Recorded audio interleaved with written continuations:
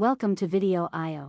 Today, I will show you how to put automatic subtitles in your projects. You must first log in. Then you open your project and wait for it to load completely. Once it is loaded, you go to the options on the left. You click on Subtitles.